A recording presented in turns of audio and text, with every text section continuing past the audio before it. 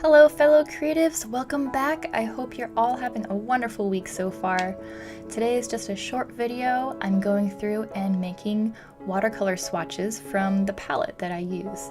So these are all of the colors that I use from my palette, and they're laid out exactly how they are in my palette so I know where all my colors are, and it's just a little quick reference guide that I can use when I'm trying to pick colors. So about my palette, I started with a very basic set and it has grown to this much. So when I was first introduced to watercolors, I was sitting next to a really wonderful artist, Daniel Govar. I will link him down below, but I sat next to him at Emerald City Comic Con one year and I just watched him paint these gorgeous watercolors, and he shared with me his paints, which are the M-Gram watercolor brand, and the colors that he used. So these were also the colors that I started out using as far as professional grade paints go, and I'm gonna list them off here.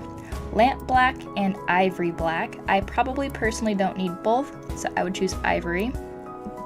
Hansa yellow deep, azo orange, cadmium red, alizarin crimson, yellow ochre, raw umber, burnt sienna, sap green, phthalo cyanine green, the yellow shade, Prussian blue, cerulean blue, ultramarine violet deep, and titanium white, which I accidentally purchased as gouache and not watercolor, and I didn't realize this when I bought these, but it works out fantastically actually. I think I'd probably continue using white gouache for that.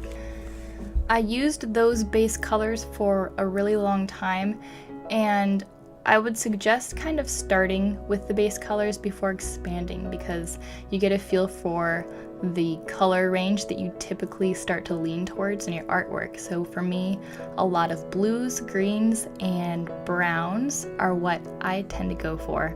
So that meant that when I went to go find new colors, which are Daniel Smith, by the way, they have so many really addicting colors and they're absolutely gorgeous paints too.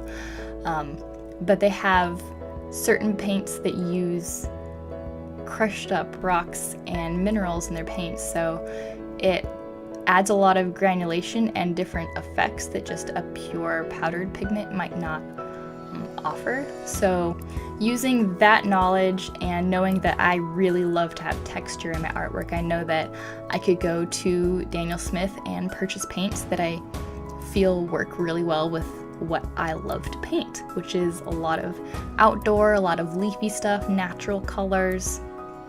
But say you're somebody who prefers a really vivid color palette, you might lean more towards the pinks and reds. I do have a decent amount of them, and you don't need a whole lot of colors to make every color, but some of them are nice, such as the duochromes, which have sparkly bits in them, and I love those. I can't keep my hands off of those. So yeah, just get a feel for the colors you like and build your palette however you want. There's really no right or wrong way to do it. You see me just pasting that paper in a little piece of plastic so I have it inside my tin at all times. And that's it. I hope you guys enjoyed, and I will see you next time. Bye!